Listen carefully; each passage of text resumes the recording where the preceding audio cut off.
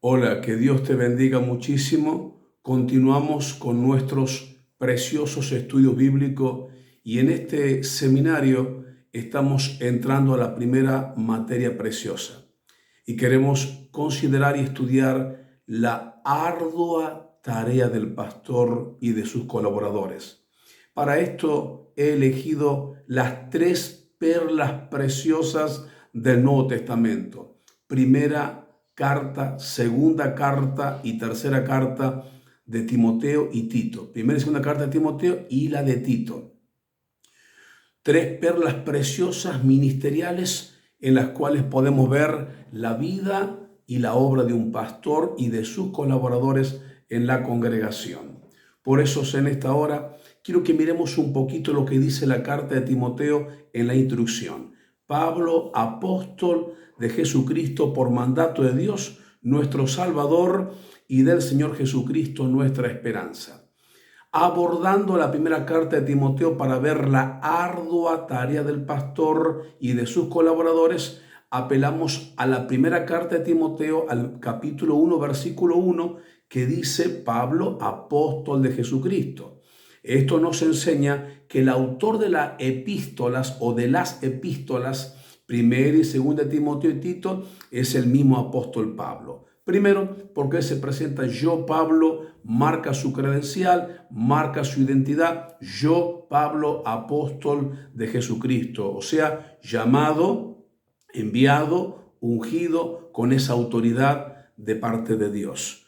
También en la primera carta de Timoteo encontramos su testimonio, porque le dice claramente a Timoteo en cierta oportunidad, él relata su testimonio en esta carta y dice, doy gracias al que me fortaleció, a Cristo Jesús nuestro Señor, que me tuvo por fiel o porque me tuvo por fiel poniéndome en el ministerio. Habiendo yo sido antes, él explica antes, yo fui blasfemo, perseguidor, injuriador, mas fui recibido por la misericordia, la gracia y el amor de nuestro Dios. Por eso él marca su testimonio, cómo fue transformado y salvado. Luego también vemos su ministerio, donde él dice claramente en el capítulo 2, en el versículo 7, dice, para esto yo fui constituido predicador, apóstol, digo verdad en Cristo, no miento, y maestro de lo gentil en fe y en verdad. O sea, él muestra que él es el autor, da su testimonio de vida y muestra también su poderoso llamamiento en Dios. En esta hora, viendo esto, Pablo es el autor de la primera carta de Timoteo, como de la segunda y también la de Tito, y él quiere abordar una tarea muy importante, alentar y animar a Timoteo. El joven Timoteo que se había sumado al ministerio de él en su juventud. El lugar donde había nacido Timoteo se llamaba Listra, una colonia romana en la parte oriental de Licanoia, sí. Y estaba a 35 kilómetros de Iconio. Ahí se crió Timoteo, su madre era Eunice, su abuela Loida, y aunque su padre era griego, él fue instruido profundamente en la Sagrada Escritura desde su niñez. Cuando Pablo en sus viajes misioneros pasa por esa zona de Licanoia, por la zona de Listra, de repente escucha hermoso testimonio de Timoteo, de su fe, su buena conducta, su conocimiento en Dios. Siendo un muchacho de 15 a 17 años, se lo lleva con él, bendito sea Dios, a trabajar en el ministerio. Aproximadamente 10 años trabaja en el ministerio y Pablo lo veía a Timoteo, lo veía como un hijo.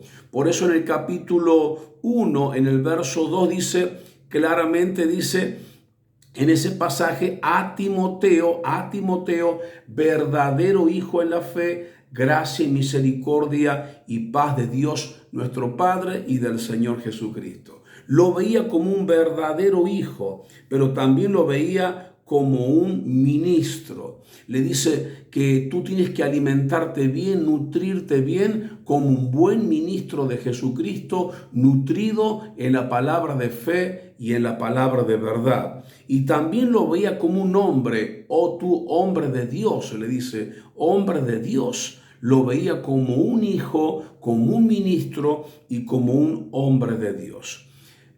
Esta era la tarea del apóstol Pablo. Él lo dejó a Timoteo frente a la iglesia de Éfeso. Éfeso, una ciudad populosa, que en otro video voy a aclarar sobre esto. Una ciudad donde reinaban los judaizantes, los griegos, dos conductas mental de pensamientos de falsas doctrinas, y también una ciudad populosa y de elevada práctica de la hechicería y elevada práctica de la inmoralidad. En ese lugar estaba de pastor ahora Timoteo, y el apóstol Pablo, por el año 64 aproximadamente, o 65, le manda esta carta maravillosa a Timoteo para animarlo, para instruirlo, para decirle algunas cosas muy, pero muy importantes en la vida de este varón de Dios. Dice en el versículo 3, primera de Timoteo, versículo 3, dice: como te rogué que te quedases en Éfeso cuando fui a Macedonia, para que mandes a algunos que no enseñen diferente doctrina, que no enseñen diferente doctrina. Así que en el nombre de Jesús había gente ya en aquel lugar introducida en la iglesia enseñando una doctrina diferente. En el verso 4 dice: ni presten atención a fábulas y genealogías interminables que acarrean disputas, más bien que edificación de Dios, que es por la fe. Así te encargo ahora. ¿Qué hacían los judaizantes? ¿Qué enseñaban los judaizantes? ¿Por qué Pablo dice: como te rogué que te quedases en Éfeso cuando fui a Macedonia, para que mandase a algunos que no enseñen diferente doctrina? ¿Qué pasaba? ¿Qué enseñaban los judaizantes? Quiero que miremos algunas cositas. Primero, enseñaban los judaizantes o no aceptaban la salvación por gracia y enfatizaban las buenas obras. Ellos no podían aceptar ni creer que la salvación es un regalo de Dios por la gracia de Dios. Y si eso fuese poco, enfatizaban las buenas obras, la circuncisión, las obras ceremoniales del Antiguo Testamento. Segundo, los judaizantes, para ellos la fe para ser salvo no tenía un lugar predominante o preponderante. Para ellos no era tan importante la salvación solo por la fe. Y eso es lo que Pablo está muy preocupado, y dice: Timoteo, como te rogué que te quedases en Éfeso cuando fui a Macedonia, para que mandes a algunos que no enseñan diferente doctrina. Ellos no pensaban que la fe era el único camino. La fe en Jesucristo era el único camino que nos podía llevar a la salvación. 3. Se desviaron del verdadero objetivo de la ley. En el versículo 7 dice: queriendo ser doctores de la ley, sin entender ni lo que hablan ni lo que afirman. Estos hombres introducidos en la iglesia de Éfeso, donde Timoteo pastoreaba, donde le estaban causando un problema serio a Timoteo, ellos pretendían ser doctores, maestros de la ley, sin entender ni lo que hablaban ni lo que afirmaban. Y Pablo dice: pero sabemos que la ley es buena si se la usa legítimamente. Conociendo esto, que la ley no fue dada para los justos, sino para los transgresores, para los desobedientes, para los impíos, para los pecadores, para los irreverentes, para los prófanos, para los parricidas, para los matricidas, para los homicidas, etcétera, etcétera, y todo aquel que se oponga a la sana doctrina de Jesucristo. Bien, estos hombres, estos judaizantes se habían introducido en la iglesia, y no solo eso, se le restaba el valor al poder de la sangre de Cristo. Usaban mal la ley. Decían que la ley la ley ceremonial de sacrificar animales, la ley de la circuncisión, las leyes de higiene, querían inculcarla a la iglesia como un medio salvístico, cuando la salvación es solo por fe. O sea, ellos habían perdido el objetivo de la ley. La ley es para marcar tu pecado, marcar tu error, marcar tu falencia, mostrar la gravedad de tu pecado para que tú, al tomar conciencia de tu pecado, te arrepientas y corras a Cristo el Salvador, corras a la cruz donde encuentras eterna redención. Pero ellos no aceptaban a Jesucristo como Señor, Cristo y Mesías. Entonces trataban de desviar de la atención a la iglesia de Éfeso. Timoteo estaba frente a este problema. Le restaban el valor a la sangre de Cristo, ¿no? Enseñando la práctica de los ritos mosaicos, volviendo a los ritos mosaicos, le quitaban todo el valor al poder de la limpieza de la sangre de Cristo. Nosotros sabemos que no hay nada más poderoso y más grande que la sangre de Jesús. 6. Despreciaron las enseñanzas de una salvación universal, o sea, no miraban con buenos ojos a los gentiles, a hombres de otras nacionalidades. Ellos esperaban un redentor para sí y no un salvador para el mundo. Un redentor para sí, no un salvador para el mundo. Eran muy elitistas, eran muy sectarios aún en el conocimiento universal de la salvación. No podían ver eso. Número 7, no podían aceptar que los ministros ya no lo serían por descendencia. No aceptaban que los ministros de Dios sean por descendencia de Aarón, sacerdotes por Aarón, como era en el Antiguo Testamento. Ahora es por llamamiento de Dios. No importa si el hombre es hijo de un sacerdote o de una casta sacerdotal o de una casta profética. Lo que ahora importa es que Dios te llame soberanamente al ministerio. Ellos no aceptaban eso. Era el problema de los judaizantes. Por eso Pablo dice claramente en su enseñanza: como te rogué, Timoteo, que te quedases como pastor en la ciudad de Éfeso, y que mande a algunos que no enseñen diferente doctrina ni presten atención a fábulas y genealogías interminables que acarrean disputas más bien que edificación de Dios que es por fe. Eso te encargo, así te encargo ahora. ¡Qué tremenda! Pues el propósito de este mandamiento es que ministremos a Dios con un amor nacido del corazón limpio, una conciencia, una buena conciencia y con una fe no fingida. Esto era muy importante en la vida del apóstol Pablo. Por eso debemos caminar en esta enseñanza, la ardua tarea del pastor y sus colaboradores. Pablo como apóstol y pastor, Timoteo como también un pastor de la iglesia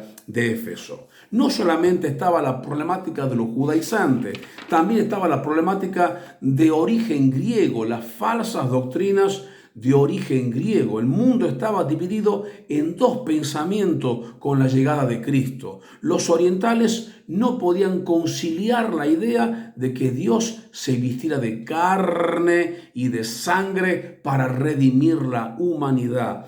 Y de ahí surgen los tremendos gnósticos que venían de la cultura griega con mentalidad griega. Decían: no puede haber jamás un hombre que se meta, un Dios santo, divino, puro, que se meta con esta carne, esta sangre y estos huesos. Para los orientales Jesús es Dios y no hombre. Para los occidentales Jesús es hombre y no Dios. Era la lucha entre el oriente y el occidente.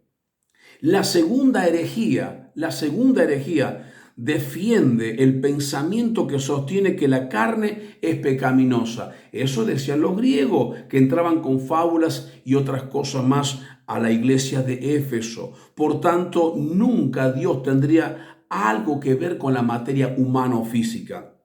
Ese era el problema. Sin embargo, Pablo le dice a Timoteo, Dios fue manifestado en carne, porque el apóstol recalca esta verdad, Pablo.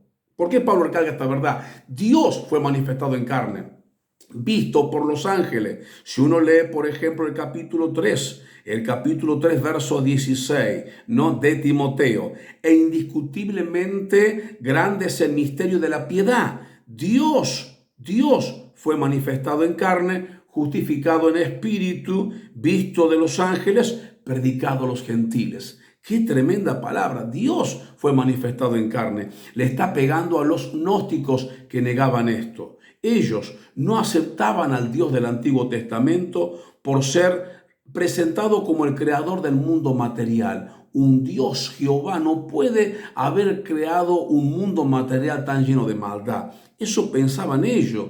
Entonces, Dios, si hace eso, es malo. Nada que ver. La Biblia dice que todo lo que Dios creó es bueno. El hombre lo desvirtuó, el hombre lo pervirtió. Segundo, negaban la humanidad de Jesús. Los griegos no podían entender que Jesús sea hombre. Para ellos era un ser angélico, un ser espiritual, porque no podían entender que Dios se haga carne, se haga hombre. La Biblia dice que el Verbo se hizo carne y habitó entre nosotros, y vimos su gloria como la única del Padre. Tercero, Jesús para ellos era un ser angélico creado, no era hombre, era un ser angélico creado. Y ahí estaba el inmenso problema de ellos, mis queridos. No aceptaban la idea de purificación por sangre. La pureza se alcanza por el conocimiento, decían los griegos. Como ellos ponderaban la sabiduría, ellos ponderaban el conocimiento, ellos ponderaban todas estas cuestiones. Los griegos eran creadores, o Grecia fue la madre de los pensadores y de la filosofía. Ellos no podían creer que la salvación sea por la sangre de un Dios hecho hombre encima, sino que era por el conocimiento. Mayor sabiduría, mayor purificación del alma. Error. La purificación del alma es por la fe en el Señor Jesucristo. Por eso Pablo le decía a Timoteo, como te rogué que te quedases en Éfeso cuando fui a Macedonia, para que enseñes y mande que nadie enseñe otra doctrina.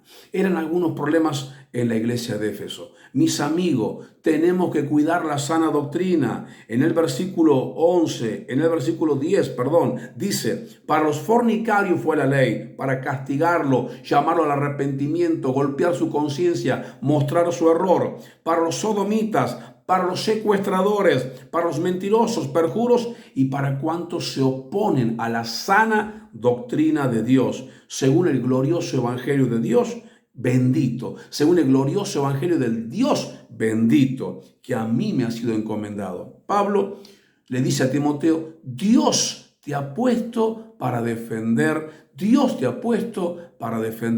la doctrina. En la obra, en la ardua tarea del pastor está el cuidar la pureza doctrinal, la sana enseñanza, la sana conducta y el sano liderazgo. Si las cabezas y la doctrina y las autoridades están sanos, la iglesia avanza saludablemente con unción y poder. Dios te bendiga a través de esta lección de la ardua tarea del pastor, la obra del pastor y de sus colaboradores. Dios te bendiga.